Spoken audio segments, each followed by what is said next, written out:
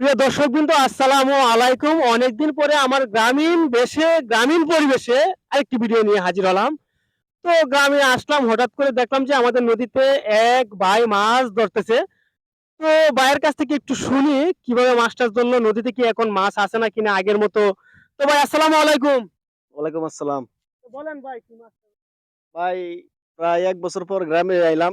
আয়া হঠাৎ করে আগে তো অনেক বিভিন্ন রকমের মাছ ধরছি নদী থেকে। ধরার পরে অনেকদিন ধরে মনে করেন আইলাম শখ করে, যে ভাবলাম তো আগে তো মাছটা ধরলাম, আছে দেখি কি অবস্থা এখন। মানে আমাদের গাঙের পরিবেশ। এখন হঠাৎ করে দেখলাম যে গাং তো শুকায় গেছে।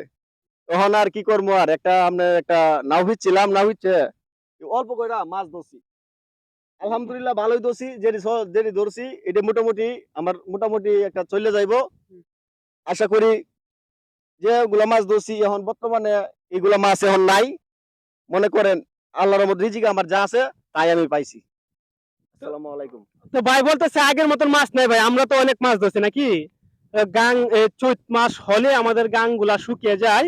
তো শহর থেকে আসে ভাইও আমার মতো শহর থেকে আসলো, এসে বলতেছে যেহেতু ছোটবেলা আমরা নদীর মধ্যে অনেক মাছ ধরছি, যে আসি একটু মনটাকে ফ্রেশ করি, কয়েকটা মাছটা দু মাছ। কিন্তু উনি মানে খাওয়ার জন্য ধরে নাই, আগের যে শখটা ছিল এই শখের বসে মাছ ধরতে এসেছিল।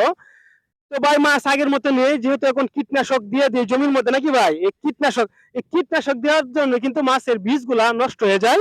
এই জন্য নদীতে আগের মতো মাছ পাওয়া যায় না। তো আমাদের নদী বাঁচাতে হবে, বাংলাদেশের কৃষি কর্মকর্তা যারা আছে তারা নদী বাঁচাবো, তাহলে কি আমাদের দেশটা মাছে ভরপুর হবে। তো এই পর্যন্তই, আল্লাহ হাফেজ।